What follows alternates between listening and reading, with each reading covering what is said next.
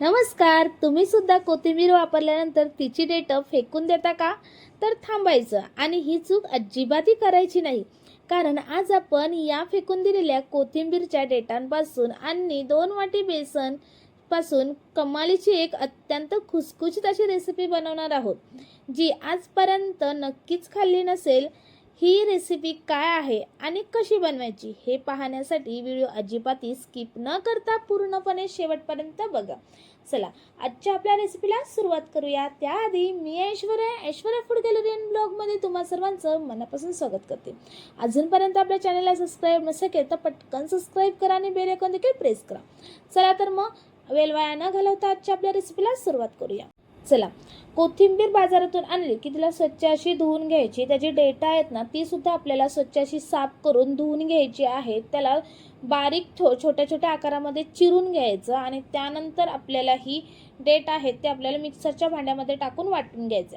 आता इथे मिक्सरचं भांडं होतं माझं, ते छोटं होतं, त्याच कारणाने मी तर डेटा आहेत ना ती थोडी टाकलेली आहेत, मिक्सरमध्ये फिरवून घेतली. त्यानंतर जी बाकीची डेट राहिलेले ते सुद्धा टाकलेले आहेत आणि त्यामध्ये लसूण, जिरं, ओवा, हिरवी मिरची, लसणाच्या थोड्याशा पाकल्या, जिरं आहे तो 1 चमचा, ओवा आहे तो अर्धा चमचा आणि हिरवी मिरचीचं जे प्रमाण आहे ते तुमच्या गरजेनुसार तुम्ही कमी जास्त करू शकता.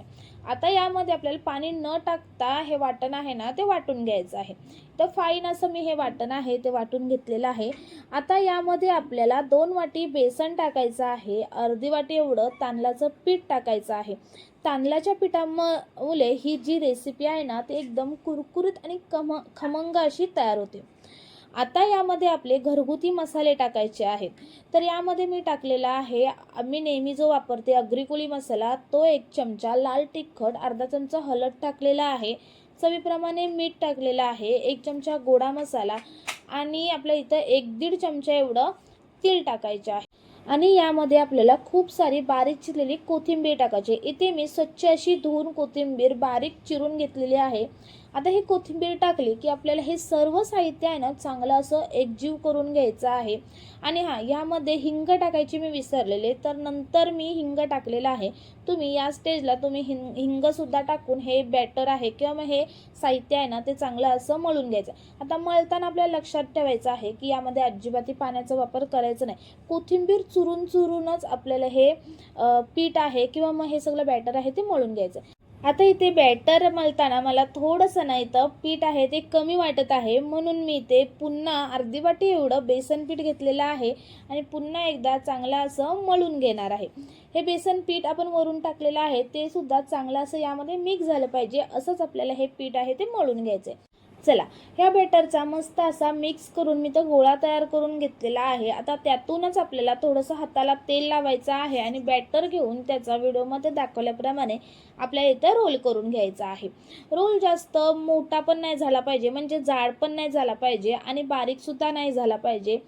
आता हा रोल एक मी इथं बनवून घेतलेला आहे. आता जो आपण त्याच्यावरती जे वाफवणार आहोत किंवा मग जी जाळी असेल, भांडा असेल ना, त्याला आपल्याला तेल लावून घ्यायचं आहे. इथे मी डिश घेतलेला आहे, त्याला इथे तेल लावून घेतलेला आहे आणि जो आपण रोल बनवून घेतलेला तो ठेवायचा आहे. तेल लावलं ना असं म्हणजे जे वाफवणार आहोत त्या भांड्याला, की हा रोल आहे तो अजिबातही चिटकणार नाही. अशा पद्धतीने जे आपण बॅटर तयार केलेलं त्याची इथे मी 3 रोल करून घेतलेला आहे.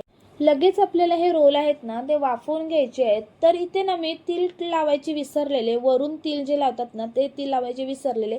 मी नंतर ना हे स्टीमला ठेवलेले रोल होते त्याच्यावरूनच मी तीळ टाकले. शेवट मला लास्टला एकदम हे रोल होत आले तेव्हा मला लक्षात आले, तर मी झाकण उघडून त्याच्यावरून तीळ टाकले. तुम्ही या स्टेजला याच्यावरती तीळ टाकून हे आपल्याला वाफवत ठेवायचे. आता वाफवत ठेवताना आपल्याला एक गोष्ट लक्षात ठेवायची आहे की जे आपण वाफवण्यासाठी भांडं घेतलेलं आहे त्यामधलं जे पाणी आहे ना ते एकदम कडकडीत असं गरम झालं पाहिजे. त्यानंतरच आपल्याला हे रोल आहेत ते वाफवण्यासाठी यामध्ये ठेवायचे आहेत. झाकण ठेवायचं आणि 20 मिनिटं आपल्याला लो फ्लेमवरती याला वाफ काढून घ्यायची आहे आणि 20 मिनिटानंतर मस्त इथे हे रोल आहेत ते तयार झालेले. आता हे तयार झालेलं आहेत हे कसं समजायचं, तर तुम्ही वरून जर हात लावलात ना याला तर अजिबात हे बॅटर आहे ते हाताला चिटकत नाही, चिकट लागत नाही. किंवा मग तुम्ही अशा पद्धतीने सुरी जरी टाकून बघितलीत किंवा मग एखादा स्पोक तरी टाकून बघितलात तर हे अजिबात बॅटर आहे ते सुरीला किंवा मग त्या चमच्याला अजिबात लागणार नाही. म्हणजे हे आपलं जे रोल आहेत ते मस्त असे इथं तयार झालेत, म्हणजे वाफवून तयार झालेत. चला आता ह्याला ना आपल्याला कट करण्याची घाई करायची नाही, पूर्णपणे आपल्याला थंड होऊन द्यायचं आहे, नंतरच याला आपण कट करून घेणार आहोत. थोड्या वेळाने हे रोल आहे ते थंड झालेले आहेत. आता आपण लगेच याला कट करून घेऊया. तर इथे मी सुरीने कट करत आहे आणि तुम्ही बघू शकता इथे मस्त असे हे रोल आहेत ते कट झालेले आहेत. आणि हे रोल कापलेले आहेत ना, ते तुम्ही बघू शकता व्हिडिओमध्ये किती मस्त असे शिजलेले आहेत आणि त्याचा टेक्स्चर बघितलं तर एकदम मस्त असा खमंग असे तयार झालेले आहेत. आता हे रोल आहेत ते तुम्ही अशाच वड्या आहेत त्या अशा सुद्धा खाऊ शकताय, पण याला आपण आता इथे तळणार आहोत एकदम भारी आणि खमंग कुरकुरीत होण्यासाठी.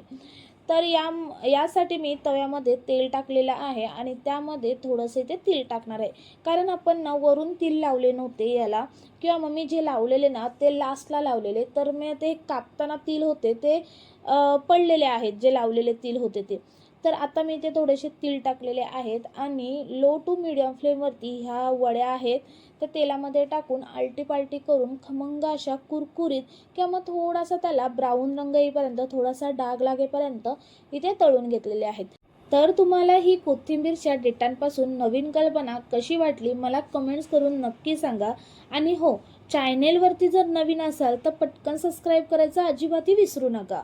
चला इथे खमंग आणि कुरकुरीत अशा इथे वड्या आहेत त्या मी तळून घेतलेल्या आहेत आणि तुम्ही व्हिडिओमध्ये बघू शकताय त्याचा जो टेक्स्चर आहे एकदम कुरकुरीतपणा खमंगपणा आहे तो तुम्हाला व्हिडिओमध्ये दिसतच असेल. मस्त एकदम खुसखुशीत आणि खमंग कुरकुरीत अशा ह्या वड्या आहेत त्या तयार झालेल्या आहेत. तर अशाच पद्धतीने ज्या बाकीच्या वड्या आहेत ना त्यासुद्धा इथे मी संपूर्ण तळून घेतलेल्या आहेत. कोथिंबीरच्या देठांपासून बनवलेली ही अत्यंत खुसखुशीत आणि चवदार वडी तयार झालेली आहे. दिसायला जितकी छान दिसते खायला त्याहूनही अप्रतिम लागते. तर मग पुढच्या वेळी कोथिंबीरची देठं अजिबातही फेकून न देता ही रेसिपी आहे ती एकदा नक्की ट्राय करा. कशी वाटली ते मला कमेंट्स करून नक्की सांगा. व्हिडिओ आवडला असेल तर लाईक करा, शेअर करा आणि चॅनेलला सबस्क्राईबसुद्धा करा. आणि ही जी कोथिंबीरची वडी किंवा मग जी कोथिंबीरच्या देठांपासून वडी जी तयार केलेली आहे ती आतूनसुद्धा एकदम खमंग आणि खुसखुशीत झालेली आहे, हे तर तुम्ही बघितलेलंच असाल. चला आणखी एक अशाच नवीन भन्नाट रेसिपीसोबत भेटूयात. तोपर्यंत बाय बाय.